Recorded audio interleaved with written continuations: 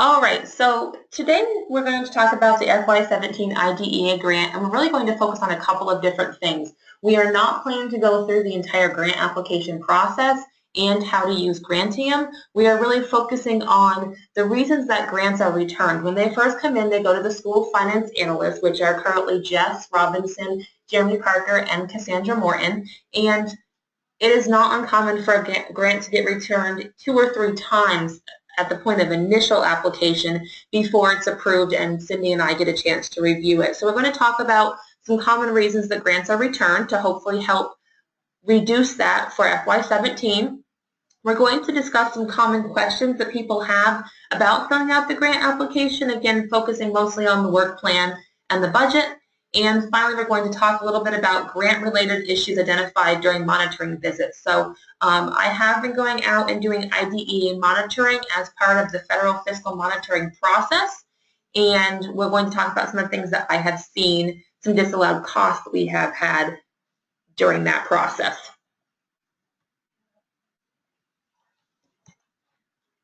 So, return reason number 1 has to do with the strategy on the work plan not matching the SMART objective or rationale.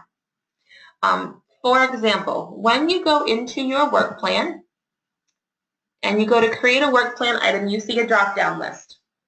And what you're going to see, I like to think about this list being really broken into 3 different sections. We have our services that are more evaluation, proportionate share, and CEIS, like this direct instruction, health services, psychological services. That's group 1.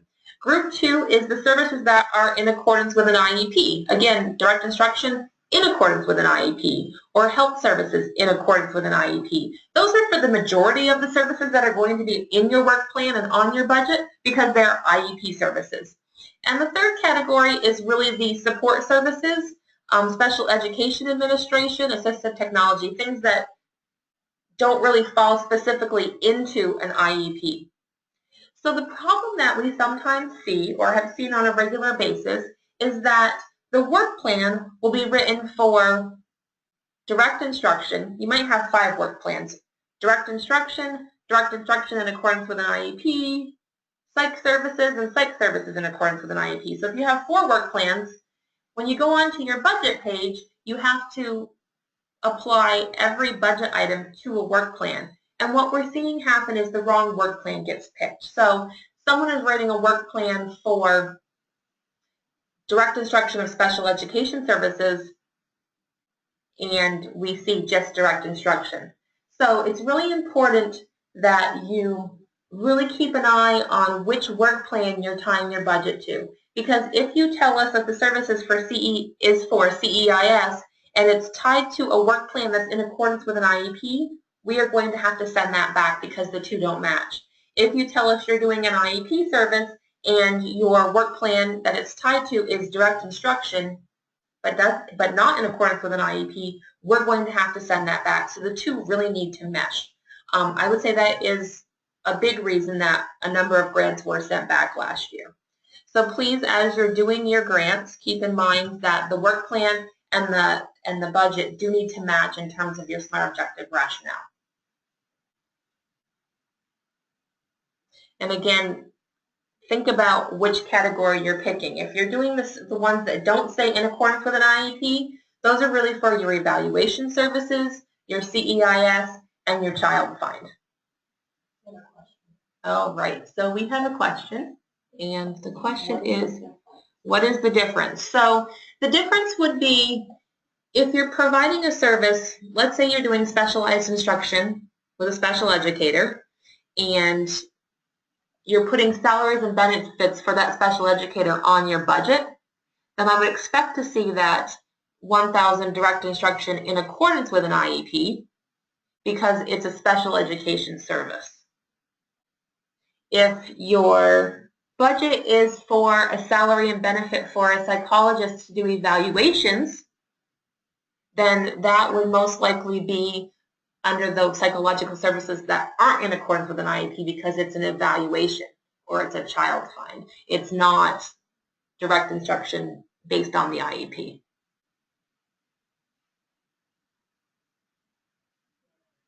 So again, really think about these services are chunked. You've got your evaluation services, your IEP services, and then your support services, which are usually professional development, your assistive technology, and your special ed administration.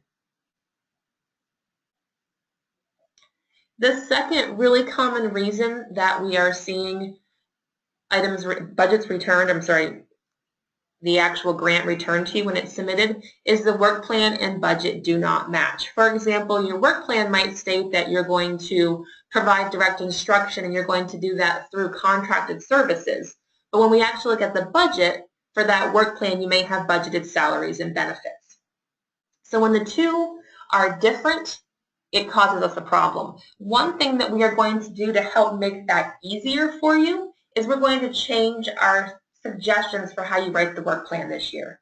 Last year, with our first year going into granting, we had asked you to write your work plans to include the purpose and how you were going to spend it. For example, you might say direct instruction of special education services to include salary, benefits, travel, mileage, supplies.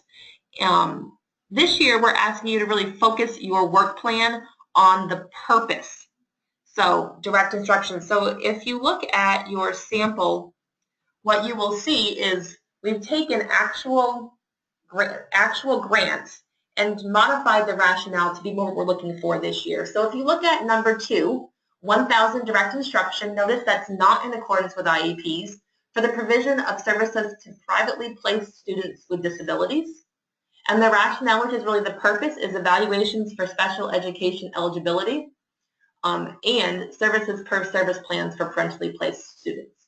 So we're looking for the purpose, not how you're going to accomplish that. We're going to get into how you're going to do that, be it a contracted service or a salary, when we get into the actual budget.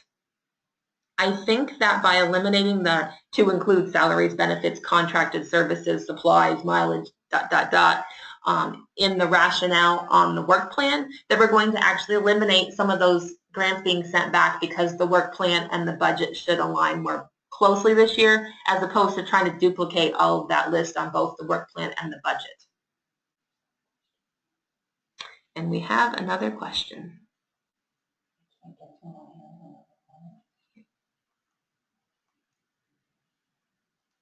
So the question is, what about when a psych eval is a part of a SPED reevaluation? Does it matter if it's an initial or a reeval? So I would say that if it's an evaluation, initial evaluation, I would do it under the not in accordance with an IEP. And if it's a reevaluation, I would do it in accordance with an IEP because they're already special education eligible. So you would probably break that into 2 different sections. So the initial evals would be under the psychological services, and the reevals would be under the psychological services in accordance with an IEP.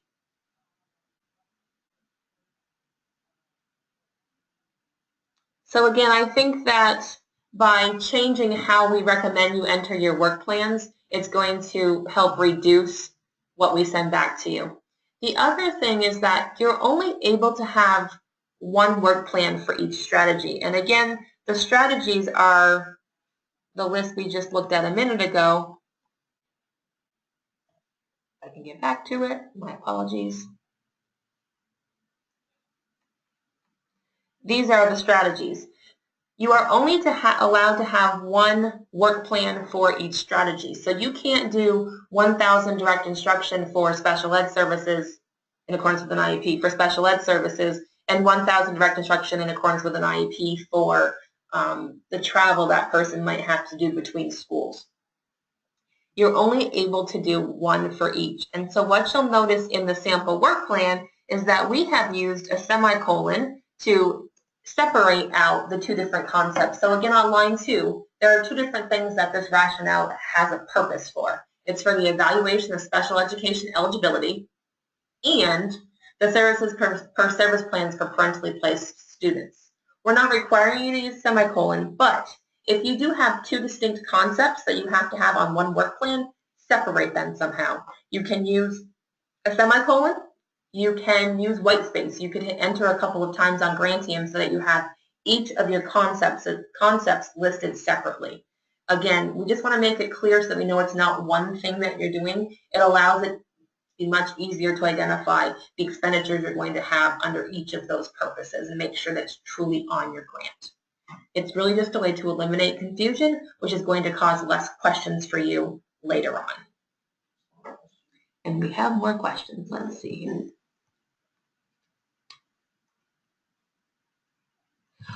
So I had a question about how to obtain a copy of the webinar slides to utilize for another staff who's not been able to be here today. I did send out to all the special ed administrators this morning a copy of both the slides and this Excel file with the sample work plans. So if you do not have that, please drop me an email after the webinar and I will send that out to you directly.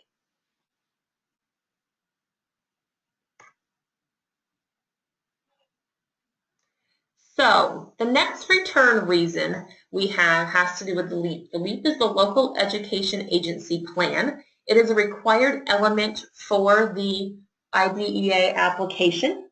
It does have to be signed by the school board chair and I believe the superintendent. In order for your grant to be approvable, we have to have the LEAP attached in Grantium as a PDF. It has to include all pages in a single attachment. One common issue we had last year was that the LEAP only included the pages that need to be filled out. So there's it's like a 10 or 12 page document and not all of the pages actually have fillable information on them. But we do need a complete packet so that we know that whoever signed that document had access to all of the rules and regulations that that form encompasses. So we need to have it as one PDF and it needs to be complete, all pages, and it needs to be signed by the appropriate individuals. We are not able to make your grant effective until the signature date on that form. So if you send your LEAP in on 7/15 and it's not signed until 7/14, I can't do your grant before then. So you really want to make sure, and I know that school boards are probably getting done for the year, taking a couple months off, so please try to get that taken as soon as possible, taken care of as soon as possible. I did send it out electronically via email a couple of months ago, but it does need to be hooked to the application and it is available for download in Grantium. I had some people send in paper copies. Unfortunately, I did keep them on file, but I can't do anything with them. They need to be hooked to the grant. So please just keep that in mind. I do have another question.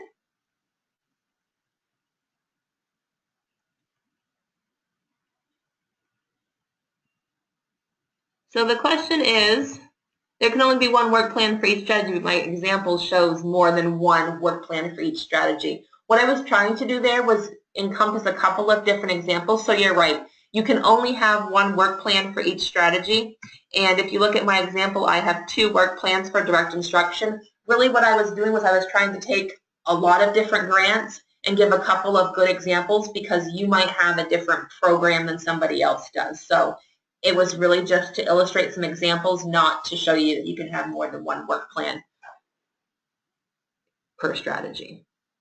So I apologize if that was confusing at all.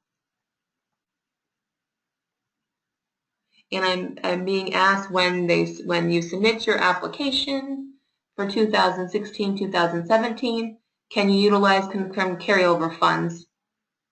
So at this point, what is loaded into Grantium are your current allocations for FY17, the Excel file I had sent out a couple weeks ago, and any unbudgeted amounts from FY16. So at this point, we know what you budgeted from your FY16 allocation, and we have given you access to whatever you did not budget. So if you had a $600,000 allocation for FY16 and you had $100,000 that you did not budget, we would give you access to that $100,000.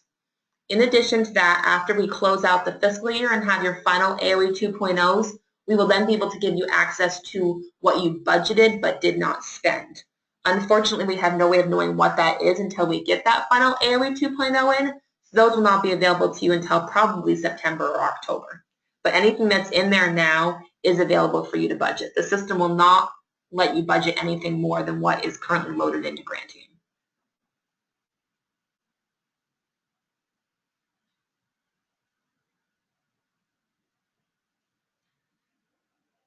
So I'm being asked if a special educator who's only doing evaluations would come under other support services. I would actually say to put them under direct instruction because they're a special educator, and that's where I think a special educator is falling. When I go out and do IDEA monitoring, I look to make sure that what's in your budget by revenue code matches what's on your actual transaction detail in your accounting system. And most likely I would expect to see a special educator loaded in as the 1000 line as opposed to the support services line. But that might be how they're contracted within your individual SU, so it's really an SU by SU decision how that is done. I could see it being done either way, but you really want to make sure that it's going to match what's in your accounting records. All right, so once we have the LEAP in, those are really the three biggest reasons for information being returned to you at the beginning of the year. Some common questions that we get is a work plan. There can be several budget items for each work plan. You do have to pick the work plan, and let me just give you a visual of that in Grantium.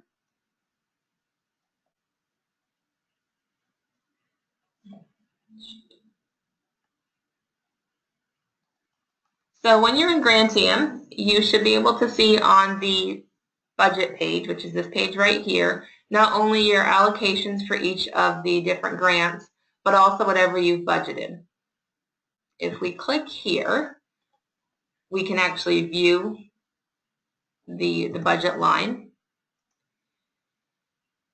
And the first thing you have to do is to pick the source of funds. Now the source of funds is either going to be your IDB basic grant, your preschool grant, your basic proportionate share grant, or your preschool proportionate share grant. It is incredibly important that you pick the grant that you're applying these funds to. For example, I was at a monitoring visit this year, and there was a work plan for occupational therapy in accordance with an IEP. The budget line was for IDB basic, but what was actually spent was applied to the preschool grant. If it's not in your budget, in your IDB grant, then it's not an eligible service, and so we had to disallow that preschool OT cost. If they had applied it to the basic grant, then it would have been allowable. So it's very important that you pick the right grant, the right source of funds when you're filling out your budget. The next item on the list is picking your work plan. We only have one work plan loaded into our sample system here, so you can only see the one I have loaded. So that's important for you to know. You can only see work plans that you have entered. And this is where, again, you want to make sure you're picking the right one for whatever you're budgeting for. If you're budgeting for a special educator salary and benefits, pick the direct instruction in accordance with an IEP. If you also have a work plan for just direct instruction, you would use that for the appropriate services. But again, this is where those drop-down boxes become important to hook it to the right work plan. The area is either coordinated early intervening services, IDEA, or school-wide. The vast majority of your costs are going to be under IDEA, which would include both your preschool, your basic, and any proportionate share. Coordinated early intervening services, or CEIS, are those funds that you can use for non-special education services. I would strongly encourage you, if you're not using CEIS, to get more information on that, and Cindy or I can help you with that. There are some additional reporting requirements, but it is a way for you to fund things like some MTSS work or other support services for non-IEP kids through your IDEA grant. And the final method on here is school-wide program. School-wide program is often thought about for Title I and Title IIA, but it does allow you to put IDB funds into your school-wide program to use for all students. At this time, we have no SUs that have done that, put IDB funds into school-wide for FY16.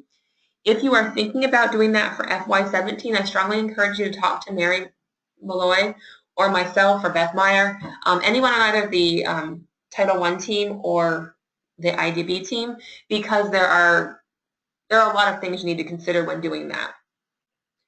Please know that the school and site only needs to be filled out if you're doing school-wide. Otherwise, you need to put an NA in that field. We had several schools last year that put a school and site in, and if you do that, we have to send it back unless it's school-wide. So unless you're picking school-wide in the area, you should put an NA on school and site.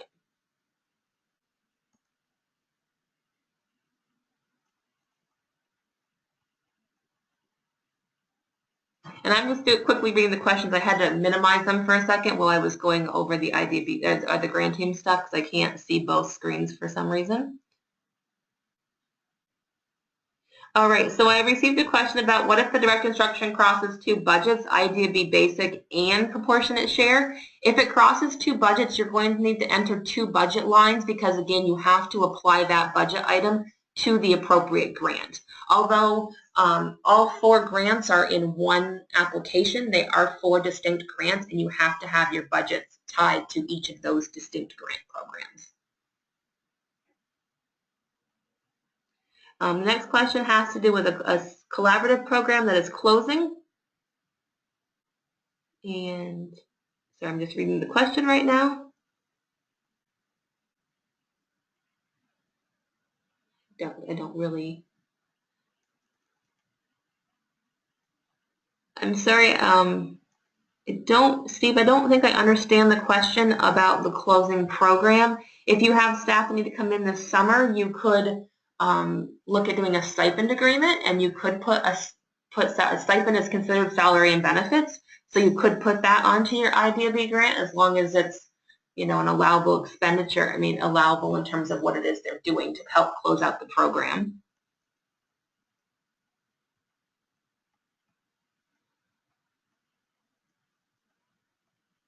Again, I'm just reading the questions.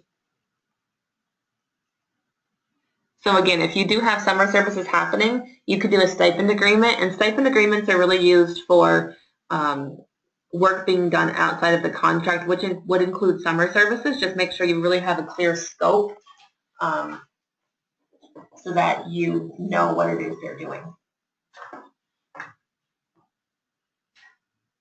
Great. All right. So again, when you are filling out your work plan, again, make sure you indicate the correct source and the correct area. Another thing is that when you are looking at this page, you have the method, which is salaries and benefits, purchased and contracted, tuition, supplies, equipment, travel, retirement, OPEB, and other. There are a couple of times that you're required to enter a description. The first is if you are doing other, you have to have other, or if you're doing equipment. You might have to do a description if you are doing supplies, and that would be when your supplies are costing over $5,000, because the federal definition of equipment is $5,000 or more. So if you are purchasing several different supplies that total more than $5,000, one way to avoid us asking a question or sending your grant back would be to tell us that, yes, these supplies cost $6,000, but it actually is 10 computers and ink cartridges or whatever else, so that we know it's not one piece of equipment, it's several different supplies. Also this year, if you do have an equipment request, which again is over $5,000, those will be going to Cindy before we are able to approve the grant. Michael Ferguson used to do that, but Cindy is taking that over for this year. The other thing that I would like to mention on this page has to do with equipment. You can pick equipment. This is all drop-down boxes that you can use. But if you pick equipment and the requested dollar amount is $500, we are going to hold you to the equipment policies and procedures that are required by the Uniform Federal Guidance. Supplies and equipment have two very different sets of rules when it comes to federal guidelines. But you have to identify how you are purchasing something. You may have a lower threshold set within your SU for equipment purchases. Just know that whatever you tell us the method is what we're going to hold you accountable to. So if you pick to do equipment for a $500 computer, then we are going to treat it as equipment because you have told us it is equipment. And you will have to follow all of the rules that go along with that. So it's really just something to be aware of.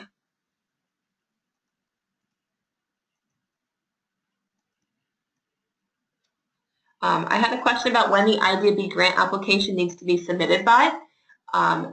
In order for your application to be approvable on July 1st, which is the beginning of the grant period, we would need to have it here on or before July 1st, including the signed leap before July 1st. I would strongly encourage people to get it in here as soon as possible. I don't have a deadline, but I would strongly recommend by the middle of June. And the reason I say that is because there's about a 24-step process that has to happen with your grant once it gets here. And you are not able to amend your IDB grant until it has gone all the way through the process, including your superintendent signing the final approved award. So that you might not have the ability to amend your grant until it gets to that point. So I strongly encourage you to get the grants in here as soon as possible, but know that they can't be dated before July 1st. And if they get here after July 1st, they won't be dated until that date.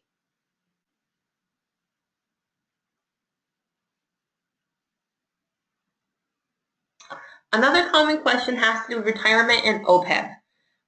Retirement was mandatory for any salary and benefit paid out of the federal grant to an individual that is part of the teacher's retirement system. That was new as of last year. It is standard across all grant programs, and you will notice on your budget page in Grantium that there is a line for retirement and there is a line for OPEB. You need to list this retirement benefit separately. We had several individuals last year who rolled it into the salary and benefit line. You can't do that. You need to list it separately so that we can account to retirement that we do have retirement being applied to the federal grants. That number was, I think, 12.84% last year, and I think it's 13.92% for FY17, but there should have been an official email out, and I need to check that number, but it is a whole percent higher than last year, so make sure that you are accounting for that. OPEB stands for Other Post-Employment Benefits. It is for anyone who was new to the Teachers Retirement Program as of FY16, and it is an annual flat fee for each of those individuals. So the farther in we get, the more years we go past FY16, the more people that will be apart and have to contribute to OPEB, and it's like $1,084 or somewhere in that range. Again, you should have an official email from the agency about those numbers. So make sure that you are applying your retirement and your OPEB appropriately. One thing that I will say is we did have to ask a lot of questions about this last year because, again, paraprofessionals aren't part of teachers' retirement, and those all get lumped into one line. On your budget page, you might have 1,000 direct instruction, salary, and benefits, and you might put down 10 FTEs, but only 5 of those FTEs are retirement. One thing that you can do to eliminate us asking questions, and this is completely SU choice, but one thing you could do is you could actually enter your budget with 2 different line items, both for 1,000 direct instruction in accordance with an IEP, both for salaries and benefits, but one line for your professionals and one line for your paras. And you can put that right in the description. That way we know that your retirement matches those individuals that are eligible for teachers' retirement. Again, you're not required to do that, but it should help eliminate some questions because one thing we have to do is make sure that the FTE on retirement matches the appropriate FTE on the salary and benefit line. All right, I have a question about OPEB. The question was whether or not that's for new teachers to the SU or new to the system. And what the OPEB is it's new people who are new to the teachers retirement system across the state. So if you hire someone who's been an educator for 10 years into your district who's already been teaching in Vermont, they're already a part of that system and OPEB would not apply. If you hire a brand new educator who's never taught before in Vermont, then that would apply for OPEB.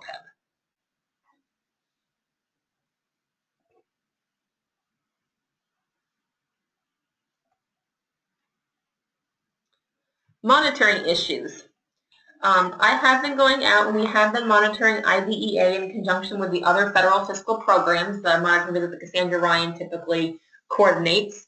I would say that those visits are going very well this year, and it's really helped us get all of our federal programs on the same page because really IDEA and other federal programs do not have different rules.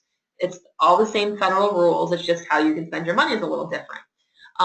So one thing that I would say is please, please, please watch your IDB budget to match your actuals.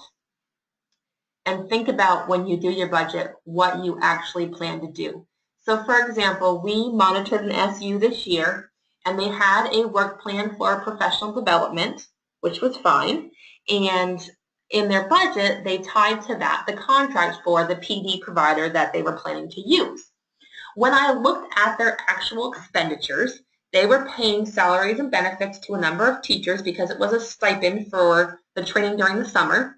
They were paying those teachers mileage to get to this PD, and they were paying the contract for the PD provider. But when I look at the budget, the only thing that they actually have in their IDB grant was the contract for that PD provider. So when you're doing your budget and you do your work plan and you actually go to do the budget itself, make sure you are thinking about all of the different expenditures you might have for that work plan. Because when I go out, I don't have a choice. If it's not in the budget, I have to disallow it. So please make sure that you're looking at that. I had a question about a couple weeks ago. Someone was hiring an occupational therapist, but they weren't sure if they were going to be able to actually hire them or if they were going to have to contract. And they didn't know how to fill out their FY17 budget. So my recommendation was that they put down a little bit of money on both the salaries and benefits and contracted line for OT because they wanted to spend it beginning July 1st and they weren't going to know much before then. So to put down a little bit of money on both, and then once they actually either hire or contract, they correct those lines, delete one, and increase the benefit or the dollar amount on the other one. So you really need to think about that because, again, if it's not on the budget, it's a disallowed cost, and I really have no choice on that. Another monitoring issue has been procurement.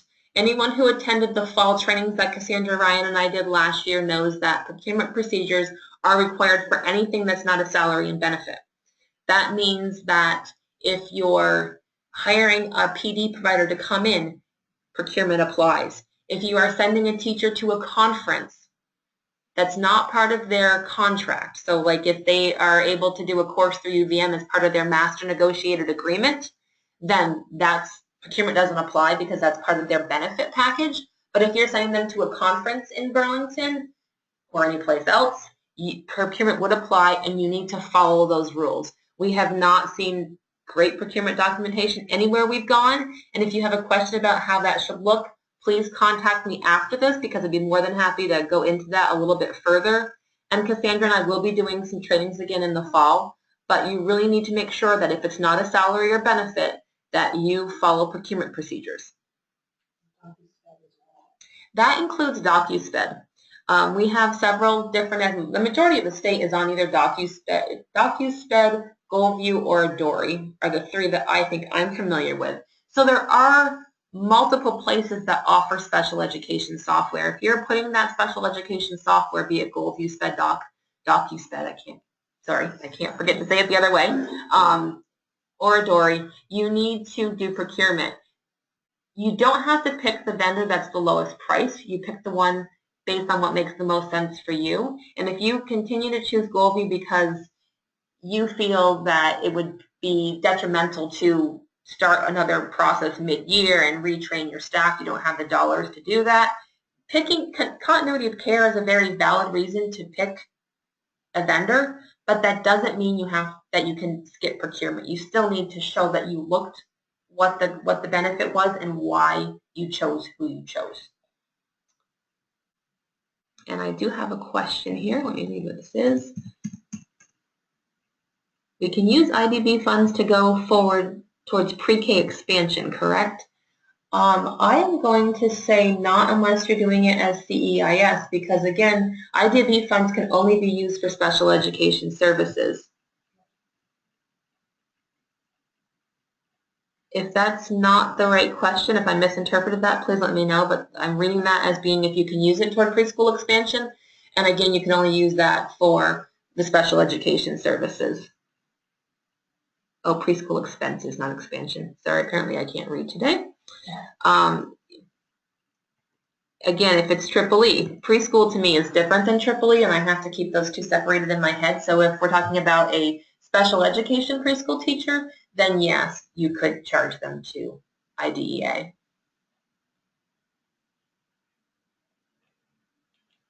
And this is where I guess I mixed my slides up a little bit and talked about equipment and supplies. But again, just when you're doing equipment, make sure that you enter it as equipment. And if it's a supply and you really mean for it to be a supply, please don't enter it as equipment.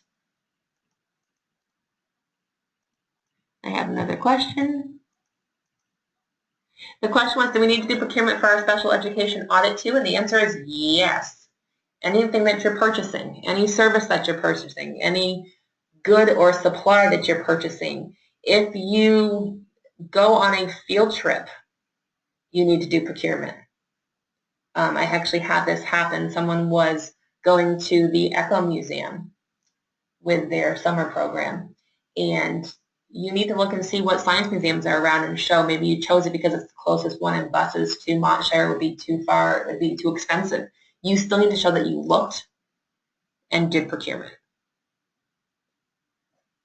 And yes, procurement can be incredibly time-consuming. Unfortunately, it is part of the federal regulation, and if you don't do procurement, you are putting your funds at risk, because any expenditure that does not include procurement potentially could be a disallowed cost on an audit. We have been trying to give people as much wiggle room as we can this year, especially on procurement, because we know people are just getting their procedures in place.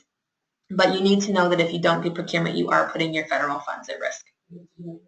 We have to do it here, which actually I think leads us to our next slide. That is a great segue to 3 programs that we do grants for here at the agency. VABVI, which is the Vermont Association for the Blind and Visually Impaired, the I-Team, and the Vermont Deaf and Hard of Hearing program currently run through 9 East. We at the agency also have procurement procedures that we have to follow, very similar to yours, and as a result, we are putting these 3 grant programs out for competitive bid, meaning that in order for these 3 entities to continue to offer these 3 grant programs, they have to bid and we have to see who else is out there. That being said, if you are using federal funds for any of these 3 programs, assuming that they're going to continue as they are, but we could have a different vendor next year for any of these 3 programs.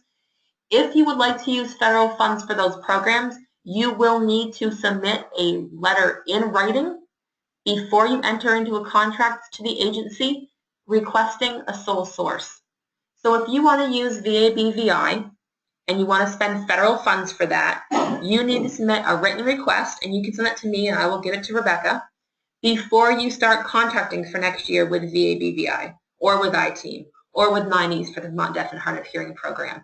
That is a federal requirement. It does require you to submit in writing to request a sole source. Your other option, if you don't want to go through that process, is you can spend local funds for those 3 programs. But if you are planning to spend federal funds, then you would need to do the sole source request. And I would like to note that including that vendor on your work plan or budget does not constitute a sole source request. The federal law is very clear that it has to be a written request to the agency before you enter into the contract. And I have a question about my explanation on goal view and continuity of services. So the question is, if you plan to use continuity of services, do you have to do the research to look at the other programs? And the answer is yes. Although continuity of service is a very valid reason for selecting a vendor, it does not mean that you can skip procurement. The first step has to be that you look to see what's out there and that you consider what's out there. And then you may pick because of continuity of services, but you would have no other way to prove that you knew what was out there. So you do have to look first and then choose. Because again, the premise of spending federal funds is that they have to be open and competitive, that anyone could have access to receiving the bid for those funds. So yes, you would need to do that.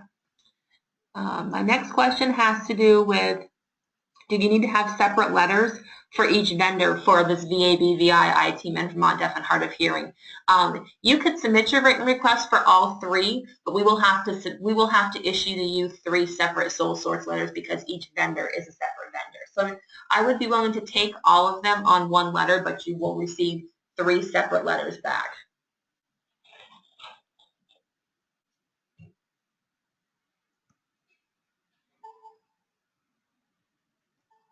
All right, that is the last slide that I have.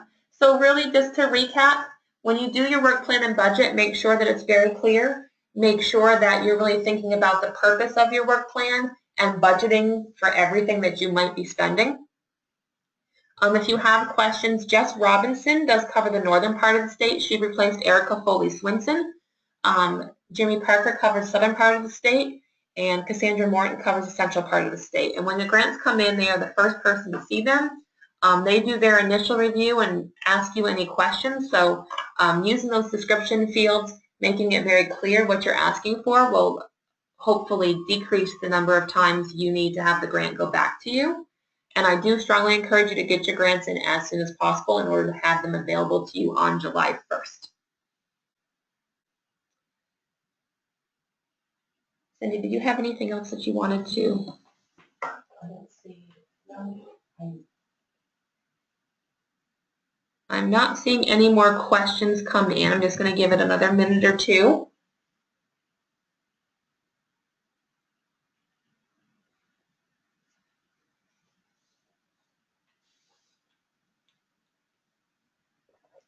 The budget allocations are loaded into Grantium right now, so you can start working on and submit your budget at any point.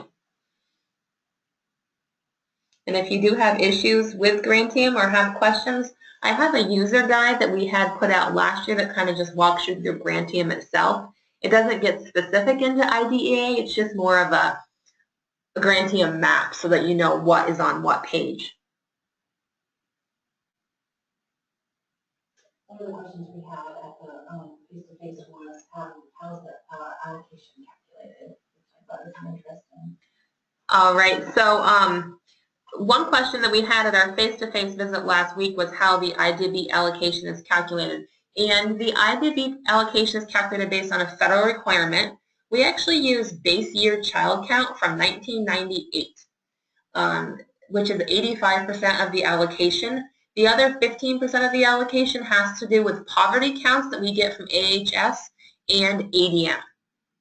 Proportionate share is based off from your current child count and how many students are considered parentally placed, which I think on your child count is a category 2 and 3 or 3 and 4. But it's those parentally placed unilateral placements that drive proportionate share funds. All right. So I got a question about why there are two 2190s. This is confusing.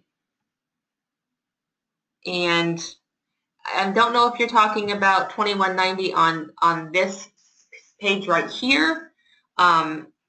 If you are, this is just an example of different things that you might see.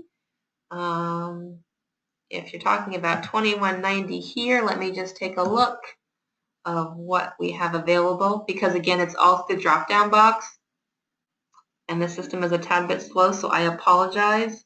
While I'm waiting for this to scroll, I have a question about a unilaterally placed student in a private school, but the question got cut off, Tate, so if you could email me that, if you could text that question again through there, that'd be great, because it ended just with we have a unilaterally placed student in a private school.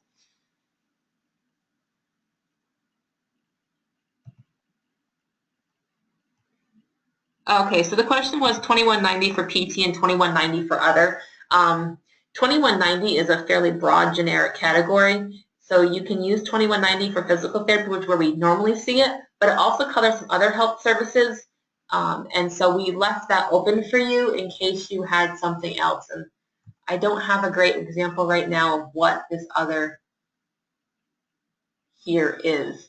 We have had some CEIS work. No, it wouldn't be that. When we first created this list, we looked back at all of the grant applications for the prior 2 or 3 years, and we picked this list based on what people had actually budgeted. It's not, this 2190 for other student services is not one that I normally see, but we left it out there because we had 1 or 2 SUs that were using it. So I don't have a great example, but your business office might be able to tell you if they were using it. It was not very common at the time.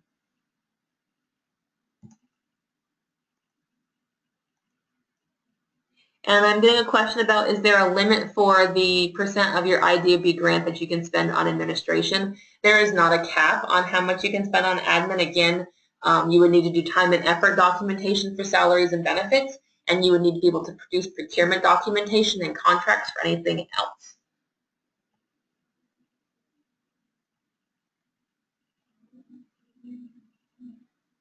Tate, I'm going to actually give you a call about your question because it's very specific to private placements. But if the question is just, do you have to do procurement, the answer is yes.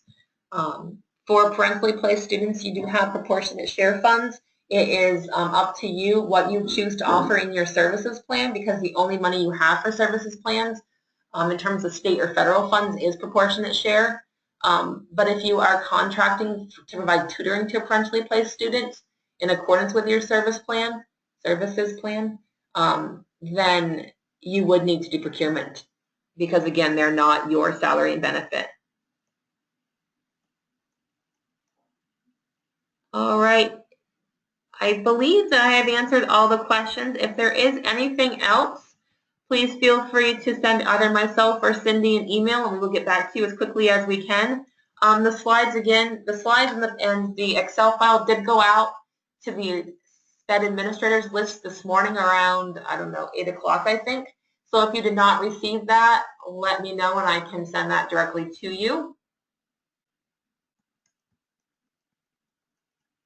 And I hope that you all have a great day. Thank you for calling in. Bye.